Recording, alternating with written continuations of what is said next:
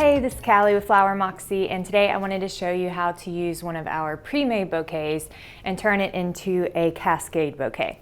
So I'm going to be doing the foam-free method, which is basically just a spiral and you kind of extend those stems outward. So I know cascade bouquets are a little scary sounding, but they're not scary to make, and this is how you do it. So this is our pink pre-made bouquet. This came in 2 days ago. They ship directly from the farms in South America right to your door, and they're basically ready to go, hence pre-made. But I'm going to show you how you can adjust these and make them more your own if that's your vibe. So to start, we're going to go ahead and just separate these stems. And you may be wondering, why would you order a pre-made bouquet if you're just going to take it apart and rebuild it? And that's a great question. So the reason for that would be really clean stems for the first part. This is how this rose came in. There's one leaf, I can remove that. But otherwise, the processing of these bouquets is so fast. You don't have to clean all of your stems. They're ready to go.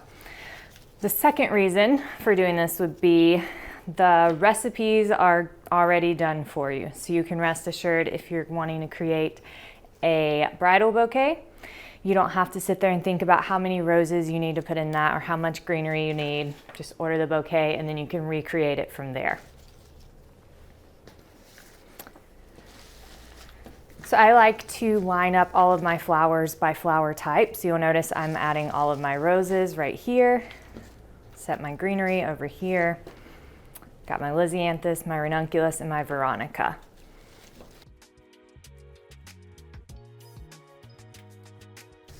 We've also got spray roses in the mix, and it looks like a few mini carnations or solomio. I think these are mini carns as well. So this bouquet really has a lot of variety and honestly a lot of stems too. So I'm very, very pleased with that.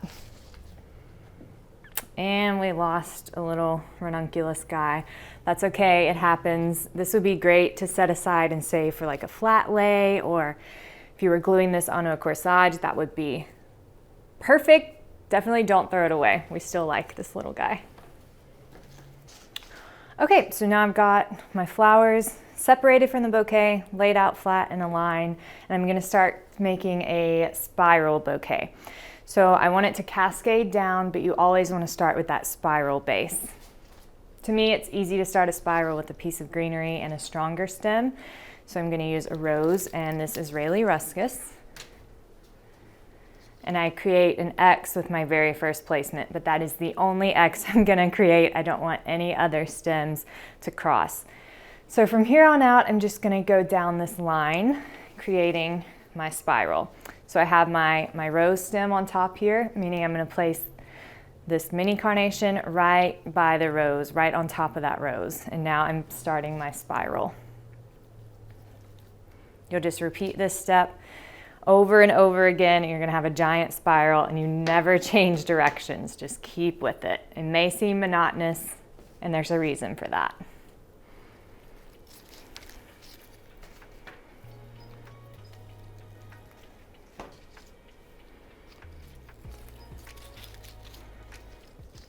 Okay, so now I have one of each flower in here.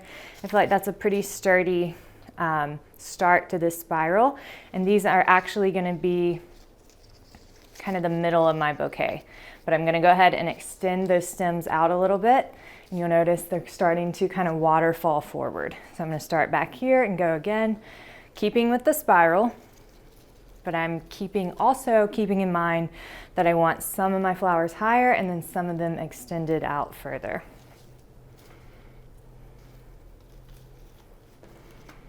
So this is a nice, really long stem. I know it would look beautiful in the bottom of my cascade. So I'm just gonna let that one pull out a little bit further than the rest.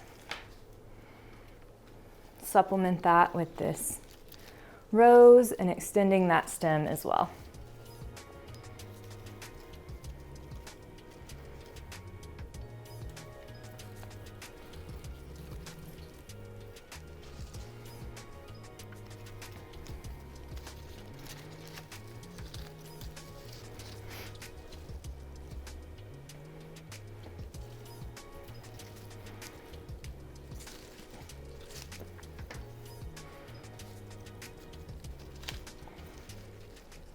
I really want to exaggerate that cascade with these Veronica because that's really the only kind of linear flower I have here.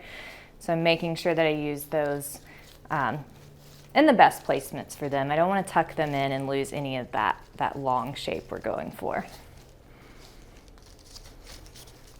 So you can see here we're starting to get a bit of a spiral shape. This is more of the top and we're coming downward.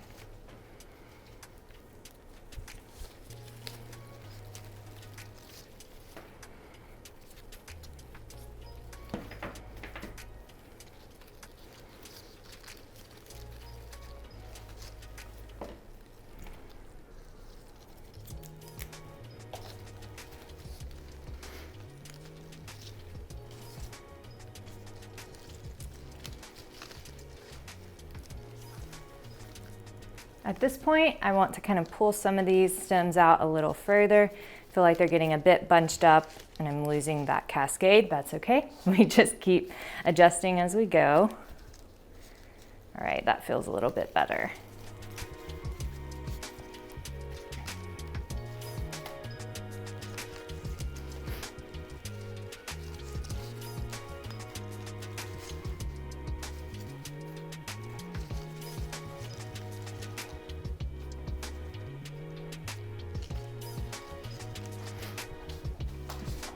Okay, I'm feeling pretty good about the size of maybe the bottom of the bouquet, of the spiral. So now I'm going to fill in the top a little bit more and make sure that we have a nice rounded top up here.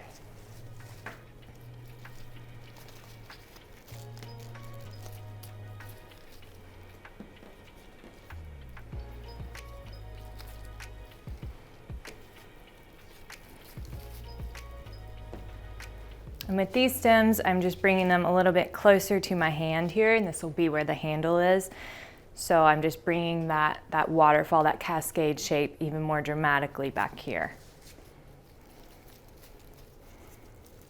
We also want to have something pretty to look at if you're the one holding this bouquet, so be sure not to leave it blank right here. That would be unfortunate.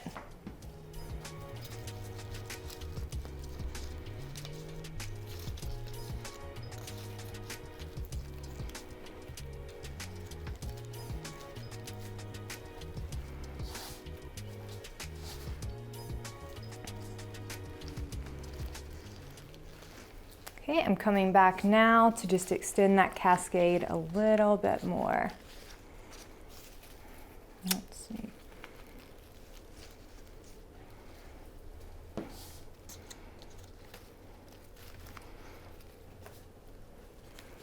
This is very helpful to do in a mirror, so you can see the shape of your cascade. You don't want it to be too heavy on the right with not as many flowers on the left. You also want to make sure that you have as dramatic of a cascade as you want. Kind of hard to see from the top, so whenever you do this, just be sure to have a mirror on hand.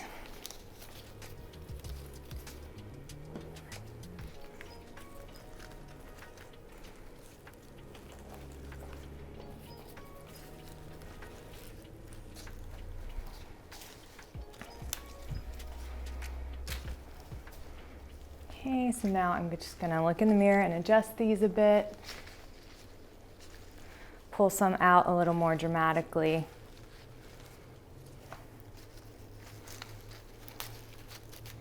I can tuck these in on top a little bit closer too to help create that shape.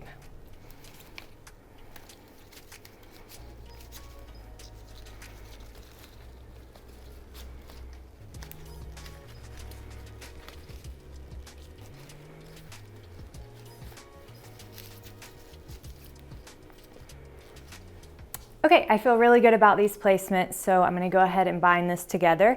I'm going to use a rubber band. I prefer using a rubber band for spiral bouquets because I can still adjust them. And I think that's really nice for a spiral cascade as well because it may be necessary. So the rubber band, you attach that to one very strong stem. I like to use a rose and then just loop it around once or twice. I think I can only get this one around one time. And make sure you've just gotten all of the stems in there.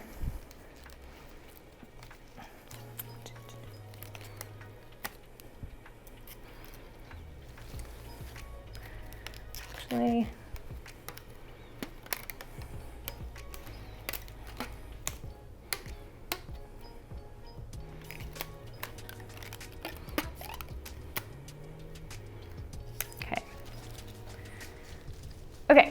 So we've got it all attached, and now the most important step is cutting your stems. You want these to be very, very short. Otherwise, the bride or whoever is holding this is gonna end up holding it like this, and they'll just see the back part of the bouquet, and that's just a nightmare.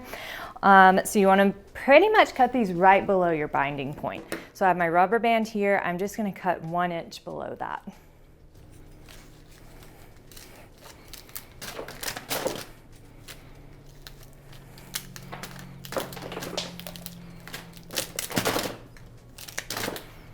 Okay, those are some short stems, but now you'll notice it's way easier to hold this right at your belly button, right by your body.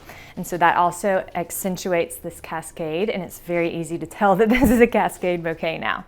So that was actually very easy. I love how this turned out, and you saw what it looked like in the beginning. So it is so easy to use our pre-made bouquets as your starting point, as the base.